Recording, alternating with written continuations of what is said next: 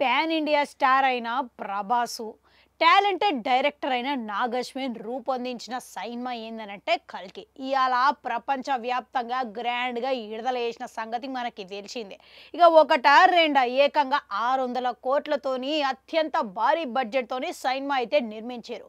ఓ పక్క ప్రభాస్ ఈ సినిమా తీయడం, మరోపక్క ఎవరు టచ్ చేయలేని కాన్సెప్ట్తోని నాగి ఈ సినిమా ప్రభాస్ దగ్గరకు పోయి సినిమా చేయడం అనేది అసలు కందని విధంగా హాలీవుడ్ రేంజ్లో విజువల్స్ ట్రైలర్లో చూపించడం, ఇక ఈ అన్ని అంశాలు కలిపితే ప్రేక్షకులకి భారీ అంచనాలు అయితే నెలకొన్నాయి. ఇక సినిమా కథ విషయానికి వస్తే మాత్రం హిందూ పురాణాలలో కొన్ని అంశాలను తీసుకొని దానికి ఆయన విజను, ఆయన సైన్స్ జోడించి మరి కథని రూపొందించిండు నాగ్ అశ్విన్.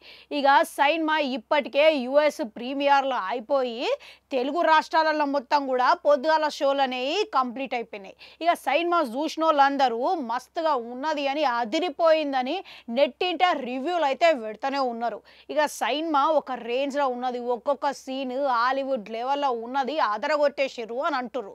సినిమాలో నిన్న చెప్పినట్టే నాగ్ అశ్విన్ ప్రభాస్ ఎంట్రీ లేట్గా వచ్చినా లేటెస్ట్గా వచ్చిండు అనే లెక్క ఎంట్రీ అదిరిపోయింది అని అంటుర్రు. ఇక కమల్ హాసన్ రోల్తో పాటు విజువల్ వండర్ లెక్క ఉన్నది అని అందరూ ఫిదా అయిపోయారు.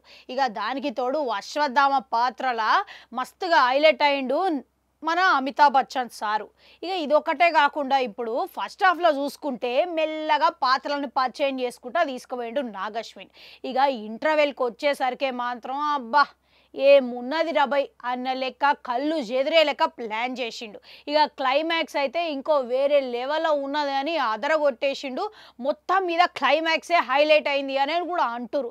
కానీ ఫస్ట్ హాఫ్లో జరంతా ప్రభాస్ చాలా తక్కువ టైంలో కనబడ్డా కానీ ఇక క్లైమాక్స్కి వచ్చేసరికి ఇక యాక్షన్ ఫైట్లు, ఒకవైపు ప్రభాస్ అమితాబ్ బచ్చన్ ఫైట్ ఉంటే మరోవైపు యాస్కిన్ పీపుల్స్తోని ఫైట్, ఈ రెండు కలిపితే అసలు వారెవ్వ అనిపించేలేక అద్భుతంగా సృష్టించిండు అని నెటిజన్లు అందరూ కమెంట్లు పెడుతున్నారు. ఇక మొత్తంగా చూసుకుంటే సినిమా మొత్తం గూస్ పింపుల్స్ వచ్చే లెక్క ఉన్నది అని అంటున్నారు. ఇక ఇప్పుడు అదిరిపోయే ట్విస్ట్లతోని సెకండ్ సీక్వెల్కి కూడా మంచిగా హింట్ ఇచ్చిండని నాగ్ అశ్విన్ అంటున్నాడు. ఇక ఇంకోటి ఏంది అని అంటే ఈ సినిమాలో మెయిన్గా దీపికా పడుకునే పాత్ర, కమల్ హాసన్ పాత్ర, అమితాబ్ బచ్చన్ పాత్ర అయితే అసలు మస్తుగా హైలైట్ అయిందని, ప్రభాస్ పాత్ర కూడా లాస్ట్లో ఆ ట్విస్ట్ అనేది అసలు మామూలుగా లేదు, అందనట్లుగా అంచనాలకి తగ్గట్లుగానే ఆయన టాలెంట్తోని క్లైమాక్స్ సృష్టించిండు, డిజైన్ చేసిండని అందరూ కొనియాడుతున్నారు.